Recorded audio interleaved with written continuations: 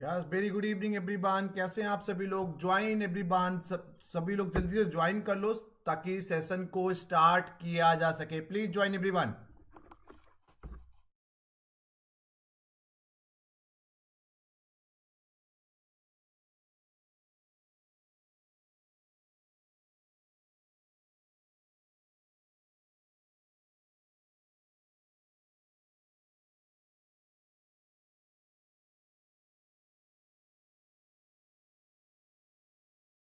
चलिए सभी लोग ज्वाइन करिए ताकि सेशन को स्टार्ट किया जा सके। Please join everyone.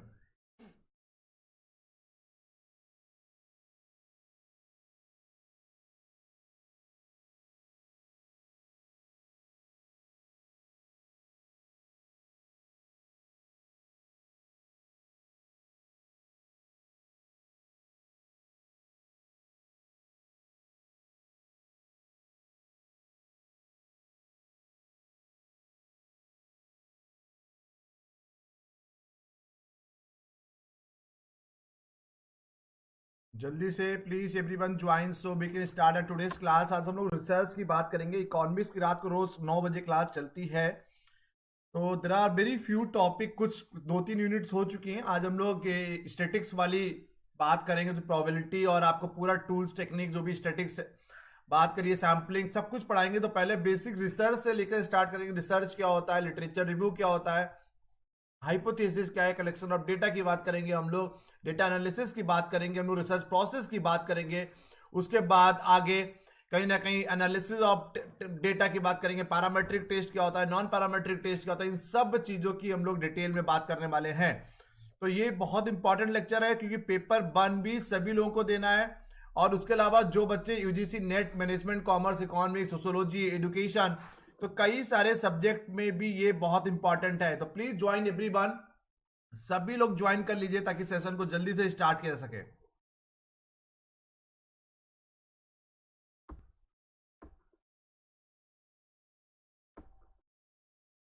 अगले 1 मिनट में, 2 मिनट में क्लास स्टार्ट करेंगे। बच्चे हुए लोग भी सभी लोग ज्वाइन करिए ताकि सेशन को स्टार्ट किया जा सके। बेसिक से लेकर एडवांस तक की रिसर्च की अगली 7-8 क्लासेस में पूरी रिसर्च हम लोग खत्म करने की कोशिश करेंगे बेसिक्स में। और उसके बाद फिर जो प्रोबेबिलिटी की बात करिए या टाइम सीरीज की बात करेंगे तो पूरा डिटेल में आपको पढ़ाया जाएगा।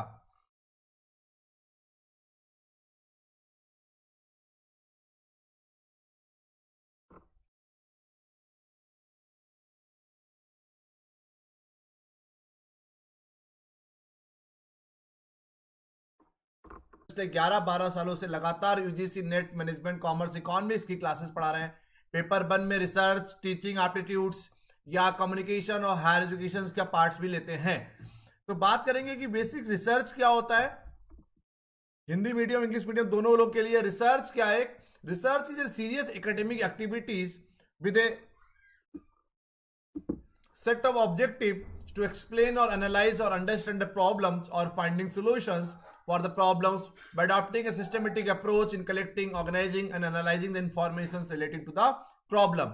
रिसर्च का मतलब क्या है? रिसर्च हम लोग क्यों करते हैं वो तो पता ही है कि एक सीरियस एकेडमिक एक्टिविटीज है। रिसर्च हम लोग, रिसर्च का मतलब दो कारणों की वजह से रिसर्च करते हैं। एक होता है कि ऑल टुगेदर जब नया निकालना है, to find out something new, to find out something new, जब कुछ भी बिल्कुल नया नया निकालने की प्रक्रिया को हम लोग रिसर्च कहते हैं। To find out something new या to find out something new in the existing one.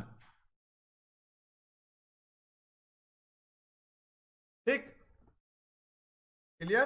तो ऐसी जो कुछ ऐसी सारी घटनाएं, ऐसी सारी रिसर्च जो पहले हो चुकी हैं, ठीक है, तो वहां पर हम लोग वहां पर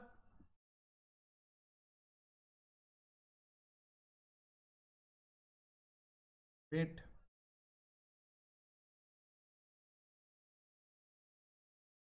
तो ऐसी सारी घटनाएं जो पहले हो चुकी हैं या बिल्कुल नया निकालने की प्रक्रिया को, to find out something new, और या जो ऐसी सारी रिसर्च हो चुकी है उसमें कुछ नया निकालने की प्रक्रिया को रिसर्च कहा जाता है। जो बच्चे हिंदी मीडियम के, इसलिए कुछ कुछ नोट्स हिंदी में भी लेके आए हैं। शोध एक गंभीर शैक्षणिक गतिविधि है जिसमें समस्या से संबंधित सूचनाओं को एकत्र करने, व्यवस्थित करने और विश्लेषण करने में व्यवस्थित दृष्टिकोण अपनाकर किसी समस्या को हल करने या समझने के लिए हम लोग रिसर्च का प्रयोग करते हैं। तो रिसर्च में भी defined as systematic and objective analyse and recording of controlled observation that में लीड टू द डेवलपमेंट और जनरलाइजेशन प्रिंसिपल्स और theories resulting in a prediction in possibility ultimate control of events. तो रिसर्च, अगर simple भाषा में research समझने की कोशिश करिए, रिसर्च मतलब दो शब्दों से मिलकर बना है, री प्लस सर्च। सर्च मतलब तलाश करना, खोज करना, री मतलब दोबारा, दोबारा खोज करना, दोबारा कुछ तलाश करना। तो ऐसी सारी घटनाएं जो पहले हो चुकी हैं उसमें कुछ नया निकालने की प्रक्रिया को भी रिसर्च कहा जाता है। उसके अलावा अगर आप ऑल टुगेदर बिल्कुल नया कर रहे हैं उसको भी रिसर्च कहा जाता है। देखिए, रिसर्च आज से 15 दिन बाद, 20 दिन बाद, जब पूरी रिसर्च की रेगुलर क्लास होगी, Monday to Friday, Saturday Sunday class नहीं होता, रोज रात को 9 बजे, 9:15 बजे क्लास होगी।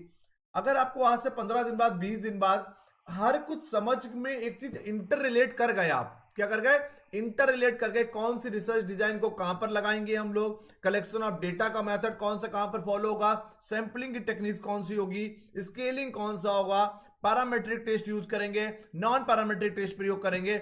अगर आज से 15 दिन बाद या 20 दिन बाद एक बार जब पूरा खत्म करते हैं क्लास को, रिसर्च को, and you are able to correlate, आपस में सह संबंध बैठा पाते हो, तो समझ लीजिए आपको रिसर्च समझ में आ गया। So all those candidates who are joining in the very first time, please do like and subscribe my channel. Channel subscribe कर देंगे तो आपको नोटिफिकेशन आ जाएगा जब दोबारा क्लास होगी, ठीक है। तो रिसर्च में sometime research is defined as a movement from the known to unknown and it is an effort to discover something. कुछ ना कुछ खोज करने की प्रक्रिया को हम लोग रिसर्च कहते हैं। Some people say that research is an on effort to know more and more about less and less। तो हिंदी में भी नोट्स मिल जाएगा आप लोगों को। आगे क्लिफोर्ड वुडी ने क्या बोला, ये एक बार डिफिनेशन पेपर 1 में आई भी है कि research comprises defining and redefining problems, formulating the hypothesis और suggested solutions, collecting and organising and evaluating data, making the deductions and reaching the conclusions, and as carefully testing the conclusions determine whether they fit the formulating a hypothesis or not. So research may also be defined any organized inquiry, discuss and carried out to provide information for solving a problem। कोई भी एक organise, एक व्यवस्थित तरीके से कोई भी आप एक काम ऐसा करते हो जिससे कोई प्रॉब्लम को सॉल्व करने की कोशिश की जाती है, उसको भी हम लोग रिसर्च कह सकते हैं क्लिफोर्ड वुडी के अनुसार। तो बेसिक रिसर्च में अगर बहुत डिटेल में, research is a systematic process. किन किन कारणों की हम लोग, जब कोई एक आपको होता है कि to obtain the research degree, master की डिग्री आपको प्राप्त कर रहा है, मास्टर मतलब एमए कर रहे हैं, एमकॉम कर रहे हैं, एमटेक कर रहे हैं, एमफिल कर रहे हैं या पीएचडी कर रहे हैं आप, तो कई सारे कारणों की वजह से हम लोग रिसर्च करते हैं। आगे ऑब्जेक्टिव्स बताएंगे, बट मेन मुद्दा क्या है कि ऑब्टेन द रिसर्च डिग्री या कुछ नई प्रॉब्लम्स है, उन प्रॉब्लम्स को सॉल्व करने को के लिए भी हम लोग रिसर्च किया जाता है। रिसर्च मुख्यतः दो कारणों से, दो मतलब निकलते हैं। एक ऐसी सारी घटनाएं which is already happened in the past and you try to find out certain new thing in the existing one, ऐसी प्रक्रिया को भी रिसर्च कहा जाता है। उसके अलावा बिल्कुल नया खोज करने की प्रक्रिया को भी, नया खोज करने के प्रोसेस को भी हम लोग रिसर्च कहते हैं। अगर रिसर्च एथिक्स की बात करें, अनुसंधान की नैतिकता की अगर हम लोग बात करें, तो कई सारी हमारी अनुसंधान की नैतिकता है।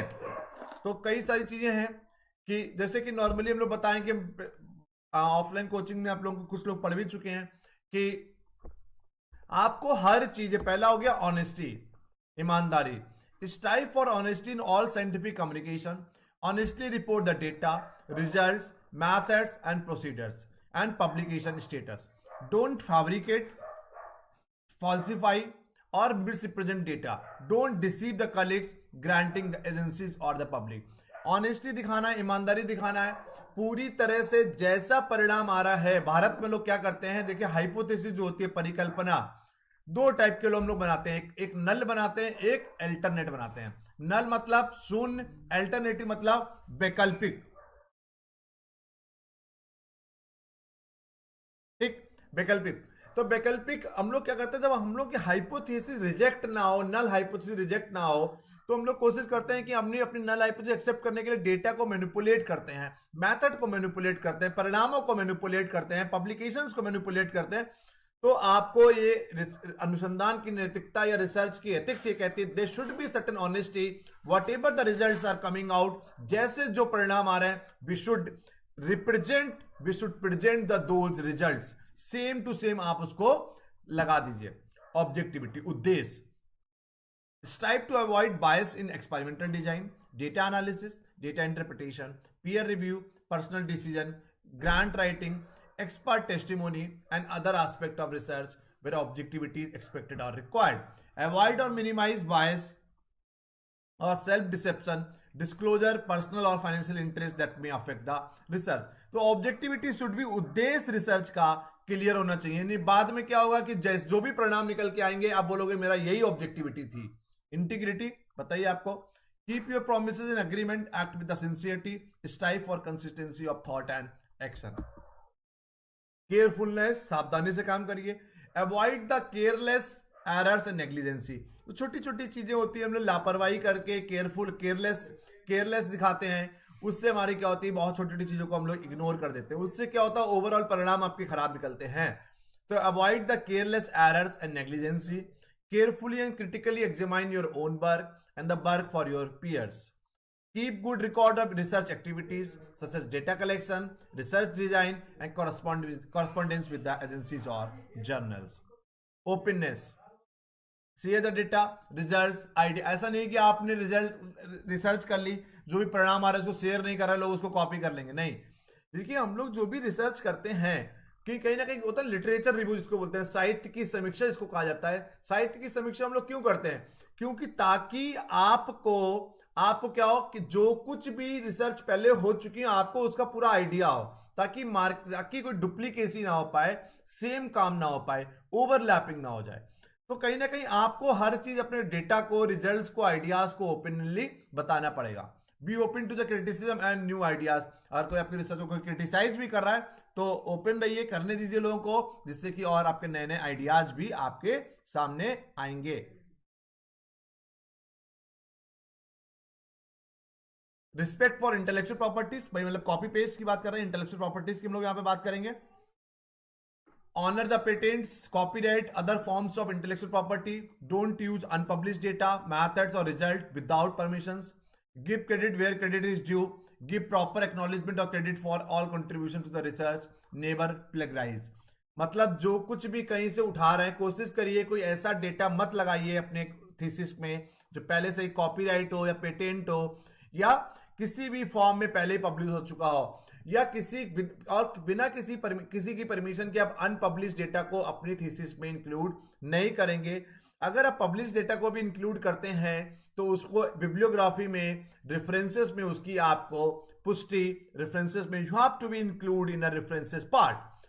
नेवर प्लेगराइज, कॉपी पेस्ट मत करिए। Confidentiality, protect the confidential communication such as papers और grants submitted for publication, personal record, trade और मिलिट्री सीक्रेट्स और पेशेंट रिकॉर्ड। ठीक है, तो सीधी सी बात है, कॉन्फिडेंशियल, अगर रिसर्च कोई कॉन्फिडेंशियल है तो चीजों को उसको आप कहीं भी सबमिट कर रहे हो उसको कॉन्फिडेंशियली रखिए। Responsible publication, publish in order to advance research and scholarship, not to advance just your own career. Avoid wasteful and duplicative publication.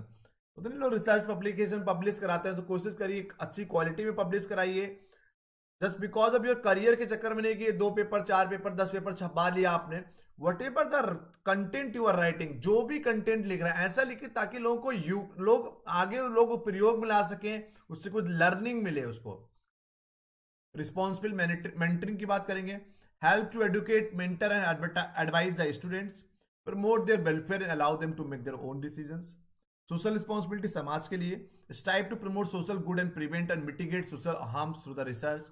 Public education and advocacy, कोशिश करिए कि समाज को भी कुछ फायदा हो, सामाजिक जिम्मेदारी को भी समझिए आप। सोशल हार्म्स जो भी होते, सामाजिक जो भी दिक्कतें हैं उनको मिटिगेट मतलब हटाइए, उसको एजुकेशन बढ़ाइए, एडवोकेसी करिए किसी चीज का, ताकि लोगों को एक सामाजिक जिम्मेदारी भी आपको रिसर्च के साथ समझना पड़े। नॉन डिस्क्रिमिनेशन, भेदभाव नहीं करना। अवॉइड डिस्क्रिमिनेशन अगेंस्ट कॉलीग्स और student on the basis of sex, race, ethnicity, other factor. मतलब भेदभाव नहीं करना है कि यहाँ का है, आप जानबूझ के किसी भी पर्टिकुलर रीजन का, I can't take the name of certain states, कि किसी स्टेट पे आप कोई भी रिसर्च कर रहे हैं, जानबूझ के आप बोले नहीं, उसको माना परिणाम अच्छे आ रहे हैं, बट आपके एक मन में दिमाग में बना हुआ है कि इस पर्टिकुलर स्टेट की या सिटी की एजुकेशन जो स्टैंडर्ड्स है वो खराब है। तो अगर अच्छे परिणाम आ रहे हैं उसके बावजूद भी डेटा को मैनिपुलेट कर रहा है, तो there should not be any discrimination, भेदभाव आपको किसी भी तरीके का नहीं करना है। Competency, maintain and improve your own professional competency and expertise through the lifelong education and learning. Take steps to promote competency in a science as a whole. हम आपको बोलते भी हैं, कई बार बोलते हैं कि जो हायर एजुकेशन है, प्राइमरी है या जूनियर है, 11th-12th है, उसमें आपको लाइफ टाइम लर्निंग की बात नहीं करना, जो भी किताबें आ रही है उसी को पढ़ना है। बट यहाँ पर हम लोग क्या बात करते हैं, higher specially in the higher education, what actually we have to do, एक कंटिन्यूअस एक मतलब थ्रू आउट द लाइफ, पूरे जीवन भर आपको कुछ ना कुछ नया चीजें सीखनी है, क्योंकि नया चीज सीखेंगे तभी आप आगे कॉलेजेस में स्टूडेंट्स को बता पाएंगे। लीगलिटी, कानूनन, know and obey the relevant law and institutional and government policy, सरकार की पॉलिसीज को मानिए, रूल्स रेगुलेशंस को मानिए।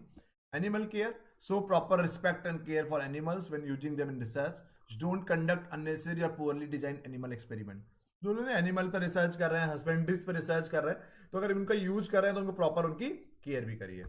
उसके अलावा कुछ और भी हैं, जैसे कि बोलते हैं कि limitation should be frankly revealed, जो हम नोट्स देते हैं उसमें लिखा होता है। इसके अलावा भी कई एथिक्स हैं, या limitation should be frankly revealed, मतलब आपके रिसर्च के दौरान किसी भी प्रकार की कोई भी सीमाएं, कोई भी लिमिटेशंस आ रही हैं, आप अपनी रिसर्च में उसको पूरी तरह से डिस्क्लोज कर दीजिए, ताकि आगे कोई रिसर्च करना चाहे तो करे, ना करना चाहे तो मत करे। बस what ever the limitations, what ever the obstacles, जो भी परेशानियां आपने फेस करी अपनी रिसर्च के दौरान, you should include, you should tell the public कि whatever the limitations have been face so far in the last 3 year और 4 ईयर, उसको लिख दीजिए। और हम लोग बात करते हैं कि जो एनालिटिकल टूल्स होते हैं, पैरामेट्रिक टेस्ट और नॉन पैरामेट्रिक टेस्ट, जिसमें आपने सुना होगा टी टेस्ट या जेड टेस्ट या एप टेस्ट या अनोवा, नॉन पैरामेट्रिक में बहुत कॉमन है काई स्क्वायर। तो जो भी carefully chosen of non parametric and non parametric test, तो मतलब बहुत सावधानी पूर्वक आप पैरामेट्रिक और नॉन पैरामेट्रिक टेस्ट का प्रयोग करिए। रिसर्च में हमने स्टार्टिंग में बता दिया, सभी चीजें सभी जगह प्रयोग नहीं ला सकती, सबकी अपनी अपनी सीमाएं हैं, अपने अपने लक्षण हैं, अपने अपने कैरेक्टरिस्टिक्स हैं, अपने अपने ऑब्जेक्टिव हैं। So you have to be understand the each topic independently. हर टॉपिक को आपको अलग अलग समझना पड़ेगा, फिर आपस में सबको कोरिलेट करना पड़ेगा, कहीं पर भी कोई भी चीज नहीं लगा सकते। तो there should be carefully chosen of analytical tools. आगे बताएंगे कौन सा टेस्ट कौन सा कहां पर लगता है। तो objective should be very clear, research का उद्देश्य पूरा क्लियर होना चाहिए, limitation should be frankly revealed, analytical carefully chosen of analytical tools and techniques की हम लोग बात करते हैं। इसके अलावा हमने बताया कोई भी डेटा कहीं से उठा रहे हैं उसको बिब्लियोग्राफी में उसको लिखिए आप। तो ये छोटी छोटी चीजें आपको हैं, हर चीज का दिमाग में रखना है। तो criteria of the good research की बात करिए या रिसर्च एथिक्स की बात करिए, अनुसंधान की नैतिकता की बात करिए, तो these are the things you have to be understand. ये सब चीजें आपको समझनी पड़ेंगी। बताइए यहां पर तक कोई डाउट हो, बेसिक रिसर्च में बहुत बेसिक में कोई डाउट बताइए। आगे हम लोग बात करेंगे रिव्यू ऑफ लिटरेचर, साहित्य की समीक्षा की बात करेंगे, यहां तक कोई डाउट है तो बताइए।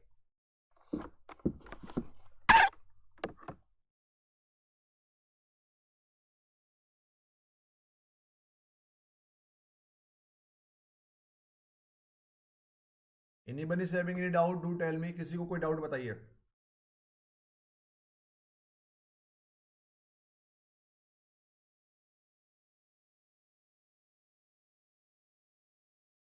आगे बात करेंगे रिव्यू ऑफ लिटरेचर, साहित्य की समीक्षा की हम लोग बात करने वाले हैं। तो अभी तक की कोई डाउट हो एथिक्स ऑफ लिटरेचर रिव्यू में, एथिक्स ऑफ रिसर्च में, या बेसिक रिसर्च क्या होता है, थोड़ा सा भी किसी को कोई डाउट हो तो प्लीज पूछ लीजिए आप लोग।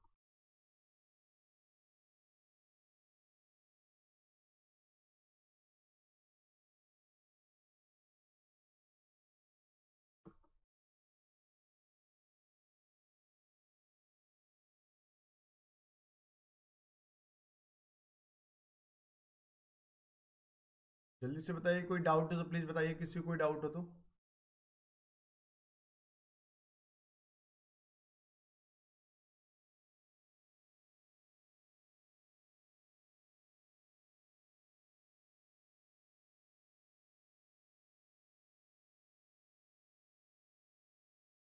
किसी को कोई डाउट हो जल्दी बताइए।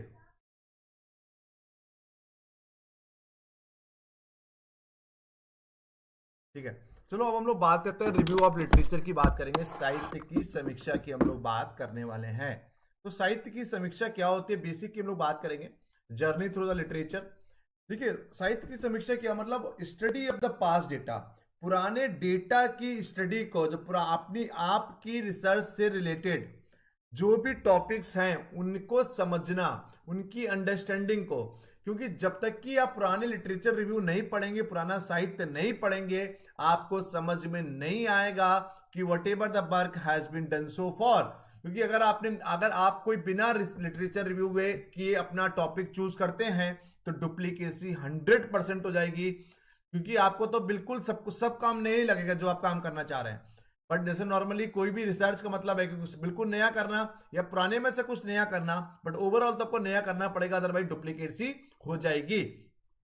तो लिटरेचर रिव्यू होता है कि study of the past data, पुराने डेटा के पुराने डेटा को, पुरानी रिसर्च को, पुराने साहित्य को पढ़ने को हम लोग लिटरेचर रिव्यू कहते हैं। क्योंकि लिटरेचर रिव्यू पढ़ेंगे आपको समझ में आएगा क्या क्या काम आपकी फील्ड से रिलेटेड पास्ट में, भूतकाल में हो चुका है। उसी लिटरेचर रिव्यू को पढ़ के आपको समझ में आएगा, तभी आप निकाल पाओगे कुछ रिसर्च गैप। क्योंकि सारी रिसर्च में कुछ सर्टेन लिमिटेशंस होंगी, सर्टेन कुछ टाइम फ्रेम्स होंगे।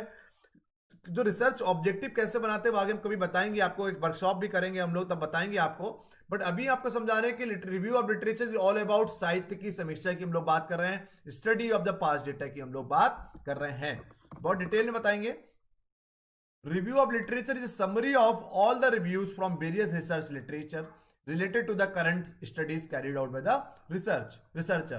It helps to discover what is already known about the research problem and what more has to be done. यही बताया ना आपको, इससे ये भी हमको मदद मिलती है कौन कौन से आपकी प्रॉब्लम से रिलेटेड कौन कौन से काम पहले हो चुके हैं और उसमें क्या हो सकता है।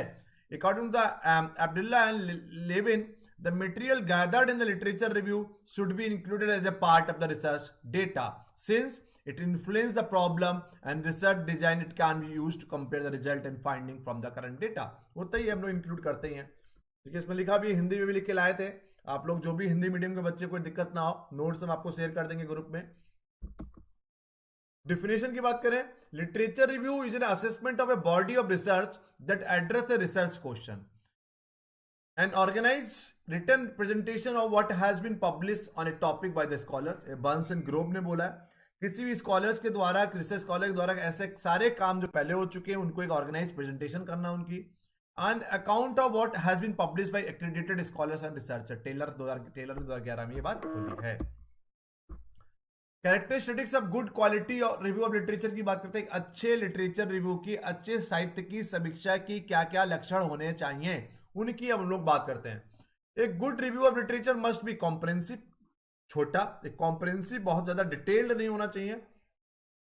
It should be include up to date references, एक सब कुछ उसमें रेफरेंसेस इंक्लूड होना चाहिए। इट शुड बी सिस्टमेटिक होना चाहिए। उतना नहीं, आगे आपको बताएंगे बिब्लियोग्राफी और अपना कैसे लिखते हैं हम लोग रेफरेंसेस। एक एपीए स्टाइल होता है, एक एमएलए स्टाइल होता है, तो आपको एक सीक्वेंस फॉलो करना होगा, एक सिस्टमेटिक। इधर you can follow the year wise और you can follow the alphabetically. It should be reproducible, ऐसा प्रोड्यूस करिए ताकि लोग उसको दोबारा, ऐसा लिखिए ताकि लोग उसको दोबारा कोई रिप्रोड्यूस कर सकें। It should be free from the biasness, सब कुछ बायसनेस नहीं होनी चाहिए उसमें। It should be well written, it should be in the form of some of its part, it should be clearly search and selected, accurate references should be given in the review. आप जो भी data जहां से उठा रहे हैं उस सब को आपको इसमें इंक्लूड करना पड़ेगा। Factors affecting the review of literature, साहित्य की समीक्षा को प्रभावित करने वाले कौन कौन से कारक होते हैं। रिसर्चर का बैकग्राउंड, जो एक इंसान रिसर्च कर रहा है उसका बैकग्राउंड क्या है। An experience researcher find its easy to prepare review of literature then a beginner, वो तो ये नया इंसान ठीक से लिटरेचर रिव्यू प्रिपेयर नहीं कर पाता। Complexity of the research project, it is easy to collect review of literature for simple and easy research project then the complex one. Availability of the resources, संसाधन कौन कौन से हैं, स्टडी टाइम फ्रेम, समय कितना है, अवेलेबिलिटी ऑफ सपोर्ट सिस्टम की बात करते हैं। पर्पस क्या होता है, क्या उद्देश्य क्या होते हैं लिटरेचर रिव्यू करने के। पहला उद्देश्य होता है it helps to identify what is already known about research problem, ये बता ही चुके हैं। पहला उद्देश्य है कि ऐसी सारी चीजें जो पहले हो चुकी हैं रिसर्च प्रॉब्लम से रिलेटेड उसको पता लगाने की कोशिश की है। दूसरा होता है it help to build up previous knowledge, पुरानी नॉलेज पुराना ज्ञान मिलता है। Many publish research studies contain the recommendation for future research from which we can get idea for a new research study. हर रिसर्च पेपर या हर research thesis में हम लोग फ्यूचर रिसर्च भी लिखते हैं, स्कोप फॉर फ्यूचर रिसर्च। उससे आपको एक आइडिया भी मिल जाता है कि आपको एक नया काम क्या करना चाहिए।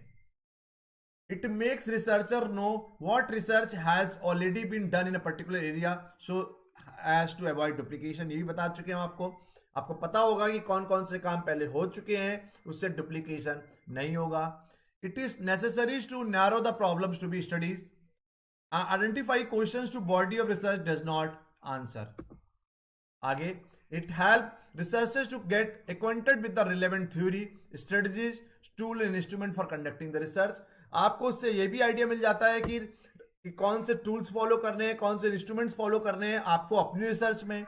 It help to understand the different ways of conducting the research study, इससे आपको एक ये भी आइडिया मिल जाता है किस किस तरीके से अपनी रिसर्च को आप पूरा कर सकते हो। It also helps to identify comparative data to so helps in interpretation and discussion of previous study। इससे हम लोग एक तुलनात्मक स्टडी भी कर सकते हैं, तुलनात्मक डेटा होगा उससे हम चीजें इंटरप्रेट कर सकते हैं। अब आया types of review of literature, कितने प्रकार के लिटरेचर रिव्यूज होते हैं। पहला है ट्रेडिशनल और narrative review of literature. Traditional और नैरेटिव, इसमें क्या करते हैं, this type critique and summarise literature to draw conclusion about a topic. इसमें हम लोग क्रिटिक करते हैं, समराइज करते हैं पूरे साहित्य को, एक कंक्लूजन ड्रॉ करते हैं, इसको बोलते हैं ट्रेडिशन। इससे क्वेश्चन आता है बहुत सारा। सेकंड हुआ systematic review of literature. This method use more well defined approach mainly use for making a complete list of all publish and unpublish studies related to a particular topic. तो this method use more well defined approach होती है, mainly use for making a complete list, एक complete list बना ले कौन कौन से publish data है, कौन कौन से अनपब्लिश। मेटा एनालिसिस, इससे क्वेश्चन पूछा जाता है। This type of review takes larger quantitative findings and conduct a statistical analysis to integrate those finding enhance the understanding. जब हमारा एक डेटा हमारा किस में होता है, डेटा हमारा एक नंबर में होता है, क्वांटिटेटिव फाइंडिंग्स होती है, उसको हम लोग एनालिसिस करने की कोशिश करते हैं, उसको एक मेटा एनालिसिस कहते हैं। मेटा सिंथेसिस की क्या होता है, this is non statistical method used to integrate and evaluate the interpreted findings of multiple similar quantitative studies to identify the common element. तो कई सारे हमारी सब क्वांटिटेटिव स्टडीज होती हैं, उनको एनालिसिस करते हैं, उससे हम लोग आइडेंटिफाई करते हैं कॉमन एलिमेंट्स की हम लोग बात करते हैं, जिससे कि हम लोग कुछ कॉमन एलिमेंट्स निकाल पाए। अब आया सोर्सेज ऑफ लिटरेचर रिव्यू, कहां से लिटरेचर रिव्यू को कलेक्ट कर सकते हैं। एक होता है प्राइमरी सोर्स, प्राइमरी डेटा की बात नहीं कर रहे हैं, लिटरेचर रिव्यू तो पूरा सेकेंडरी होता है। प्राइमरी सोर्स मतलब ऐसा सोर्स जिससे ओरिजिनल ऑथर ने लिखा है। Primary source is literature resource of study written by the original researcher. It is research publication written by the person और people who conducted the research. Example research article, unpublish thesis, dissertations, personal diary, hand written records and report. तो जो original author ने जो चीज लिखी होती है उसको हम लोग बोलते हैं प्राइमरी सोर्स। वही सेकेंडरी सोर्स की बात करते हैं, सेकेंड हैंड इंफॉर्मेशन प्रिपेयर्ड और written by the someone other than the original author. जैसे कि आपने जब लिटरेचर रिव्यू लिखे 50 लोगों का, उन 50 लोगों के बेसिस पे कोई अगला लिख रहा है, वो उन्हीं 50 को मेंस, क्योंकि हमने उसमें कुछ ना कुछ एनालिसिस किया होगा, बट उसी की उन 50 लोगों का अलग अलग पेपर पढ़ेंगे आप, वो प्राइमरी सोर्स होगा, बट उन पेपर के बारे में दूसरे तीसरे इंसान ने लिखा है, उसको बोलते हैं हम लोग secondary. These are the excellent source that can provide general background information to help narrow or broaden the focus of topic। अब बात करते हैं रिसोर्सेज ऑफ लिटरेचर रिव्यू। कौन कौन से रिसोर्स होते हैं, मैगजीन हो गया, इलेक्ट्रॉनिक डेटाबेस हो गया, आजकल देखिए शोध गंगा है, नहीं शोध गंगा हो गया, स्कोपस हो गया, बहुत सारी इंडेक्सिंग्स हैं, बुक्स हो गया, जर्नल, कॉन्फ्रेंस पेपर, थीसिस की बात करेंगे, इंसाइक्लोपीडिया, डिक्शनरी हो गई, रिसर्च रिपोर्ट, ये हमारे एक संसाधन होते हैं साहित्य की समीक्षा के। ठीक, नेक्स्ट हुआ steps of literature review. Literature review में कौन कौन से स्टेप्स होते हैं। पहला हुआ चूज योर टॉपिक, अपने टॉपिक को चूज करिए। ये क्वेश्चन आया हुआ है सीक्वेंस में लगाने के लिए। Identify database and resources, database और रिसोर्सेज को आइडेंटिफाई करिए कहां से आपको उठाना है। Search and refine, read and analyse and right the review. 5 step होते हैं। पहला choose your topic, identifying the database and resources, search and refine, read and analyse, right the review. अब भाई स्टेजेस ऑफ लिटरेचर रिव्यू, कौन कौन सी, कई सारी stage होती है। पहला होगा स्टेज 1। स्टेज 1 क्या होती है? कोई डाउट हो तो प्लीज पूछ लीजिएगा कहीं पर भी, बहुत सरल चीजें इसलिए इसको जल्दी से बता दे रहे। जो इंपॉर्टेंट चीजें होंगी आगे हम पूरा डिटेल में पढ़ाएंगे, डिटेल में अभी भी बता रहे हैं। जहां पर भी दिक्कत लगे तो प्लीज पूछ लीजिएगा। एनोटेटेड बिब्लियोग्राफी क्या होती है? At this stage researcher read articles, books and other type of literature related to the topic of research, write a brief critical synopsis of each review. ठीक, पहली स्टेज हो गई ये। स्टेज लगाने को आता सीक्वेंस में। स्टेज 2 हो गई थेमेटिक ऑर्गेनाइजेशन की बात करते हैं। स्टेज 3 में मोर रीडिंग की बात करते हैं। स्टेज 4 में इंडिविजुअल सेक्शन को राइट करने की बात करते हैं। और 5 में इंटीग्रेट सेक्शन की बात करते हैं हम लोग। तो कंटेंट ऑफ द रिव्यू में क्या होता है? Introduction, body and conclusion. ठीक, ये नहीं पढ़ना है, ये आपके पार्ट नहीं है। तो बेसिक हमारा लिटरेचर रिव्यू में भी इतनी चीजें हैं। अगले बात करते हैं रिसर्च प्रोसेस की, ये बताएंगे कल हम, लेकिन आज को बेसिक बता दे रहे हैं क्या होता है। पहला होता है